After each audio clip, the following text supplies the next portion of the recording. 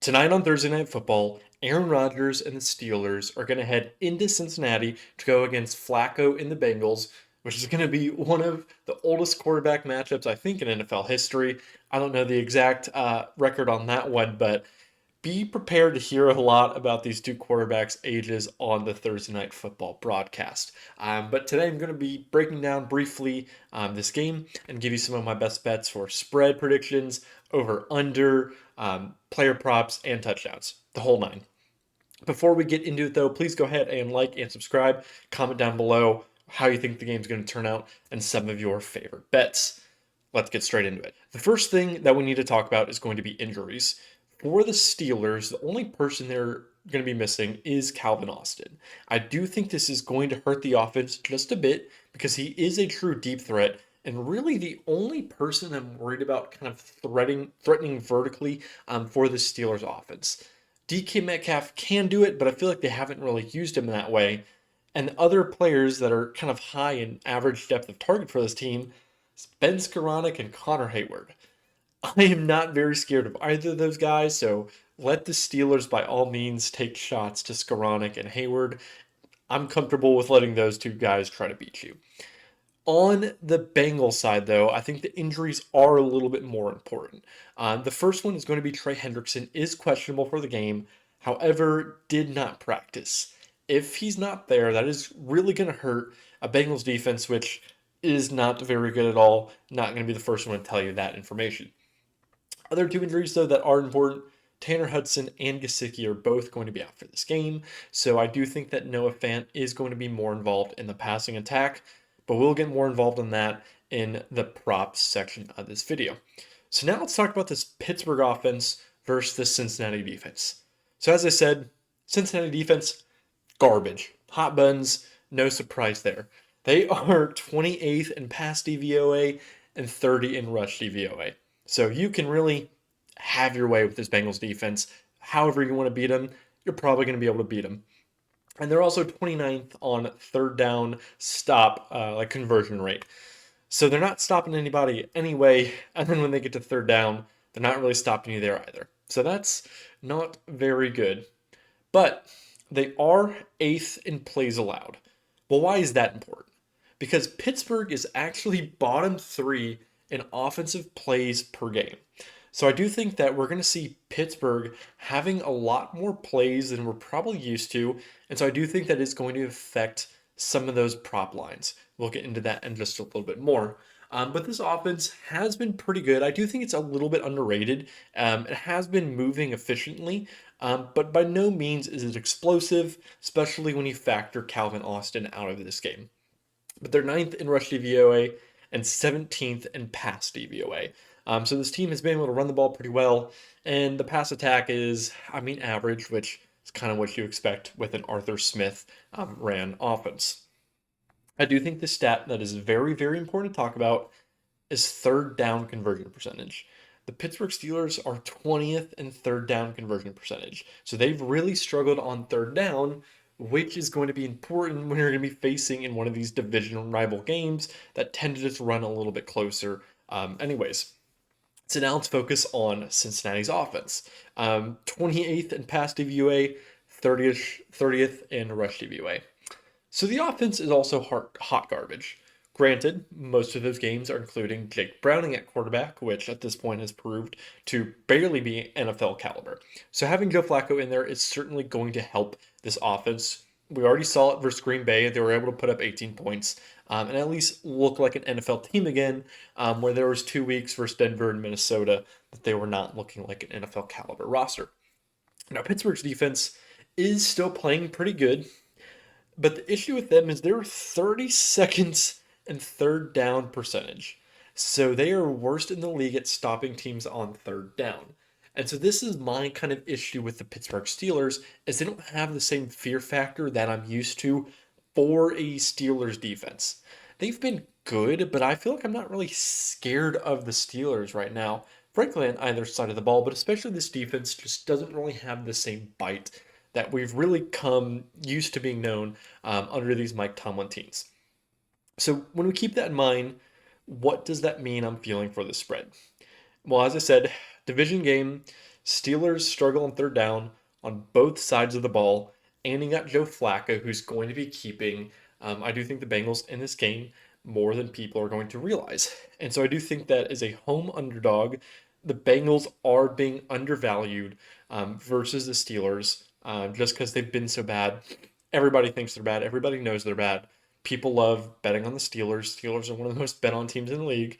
So, with that being said, my pick is going to be Cincinnati plus 4.5. If we start getting to 3.5, it's definitely getting a little bit scarier, but I don't think the line's going to shift that much.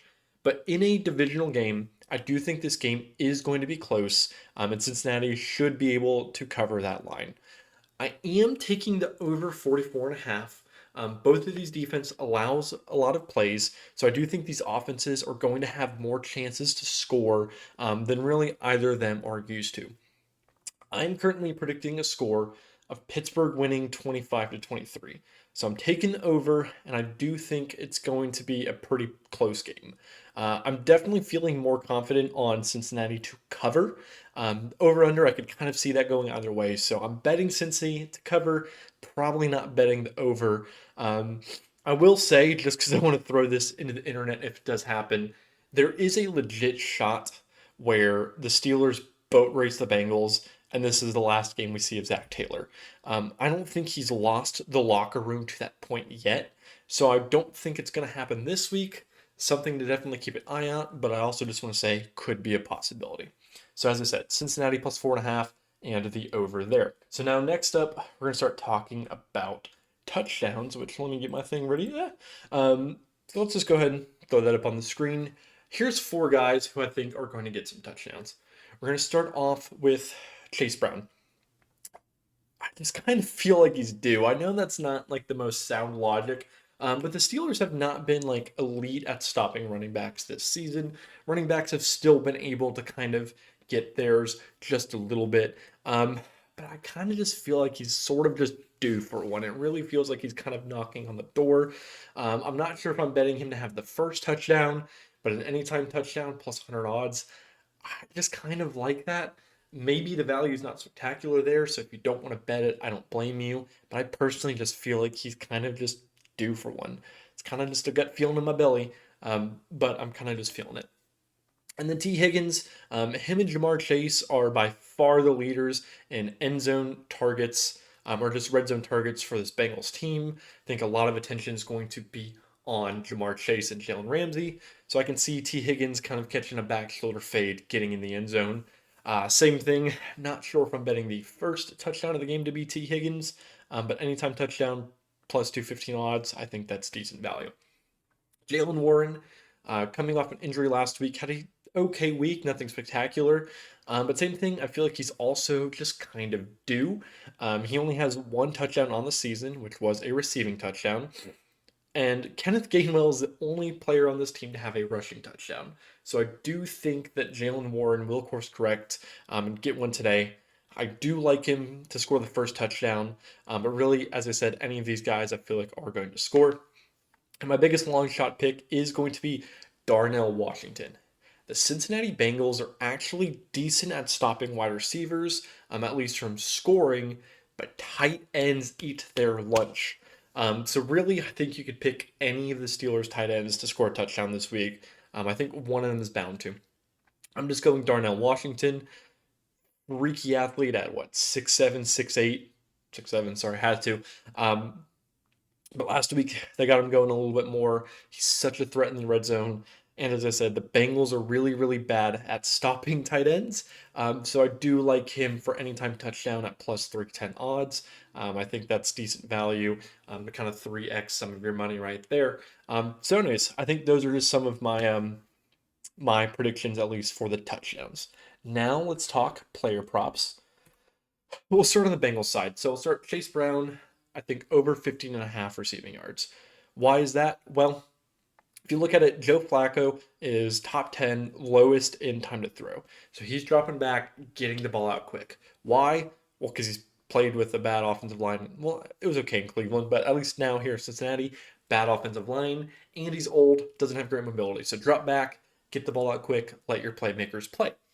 So what does that mean? Chase Brown over 15.5 receiving yards.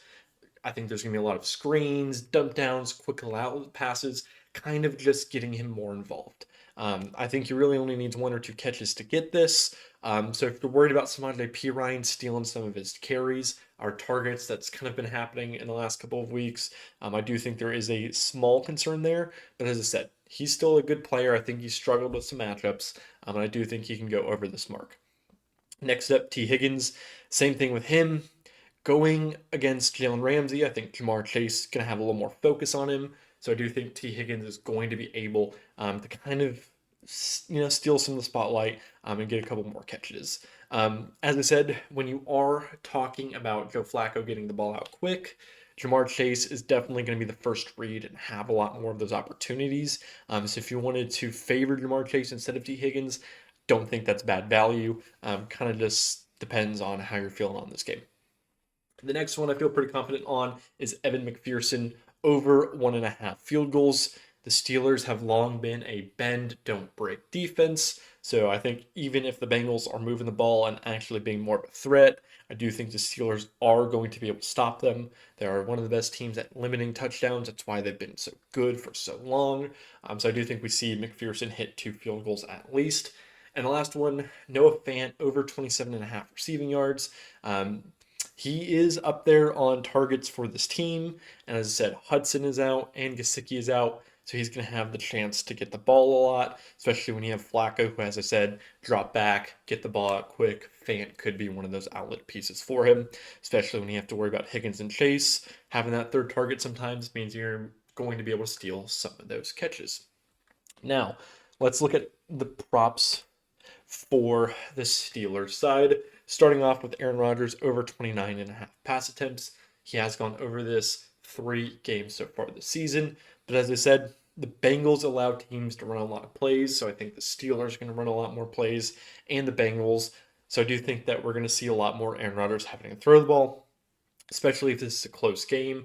And maybe he hits this on a last drive where they're driving down and hit a game-winning field goal. We'll see how that goes.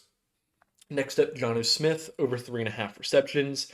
As I said, they're really not going to have a verticality element to this offense. And Jonnu Smith is one of the lowest people, has one of the lowest depth of target for this team.